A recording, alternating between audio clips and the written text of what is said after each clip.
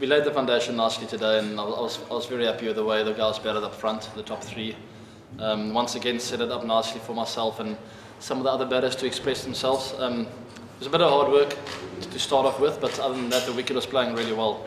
And I think the wicket lent itself to a really exciting game of cricket. So that makes it quite disappointing to have missed out on what would have been, I think, a really exciting game of cricket. Yeah, he's definitely getting better and better by the day, I think.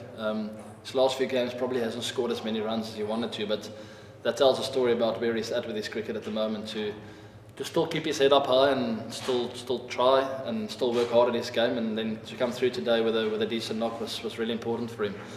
I actually picked that up early on in his career. One of his first few games that he played, I realised that he had that in him. I also thought he's a bit of a flashy player, going hard at the ball all the time, and then I realised, hey, he's actually got the other side of the game as well.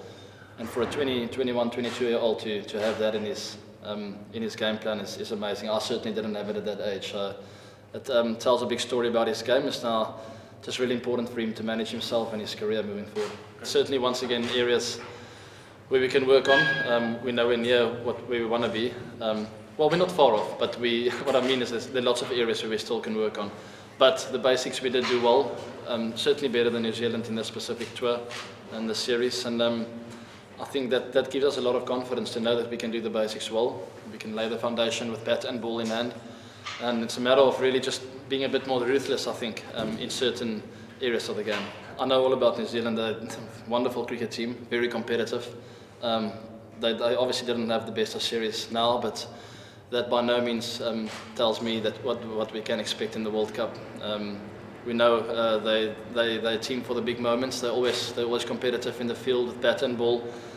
So yeah, it was a nice run-in for us but doesn't mean that we will be okay in the World Cup. We know we're going to have to graft hard once again. I'm not huge on, oh, this is the way the wicket's going to play when we come back in the World Cup, because no wicket is the same. No wicket I've ever played on 2 in a row is the same kind of wicket, same conditions, same feel in the middle. So it's really important for us just to acclimatise to the surroundings almost, getting used to flying here, the jet lag, the crowds, even the food, little things that you just get used to over a period of time is really important. Whereas if you do it for the first time, it's a bit of almost like a culture shock, even though New Zealand is really close to, similar to South Africa in the way the people do things over here, love their sports and so on, but you know what I mean, just a few little things that are different, and it was important for me that the boys get used to that, or not get used to it, but just to experience it, so that it's not a whole new different thing for them when they come over in the World Cup. Most guys have been to Australia, and that shouldn't be too much of a shock for them, so I think we've covered the bases when it comes to that.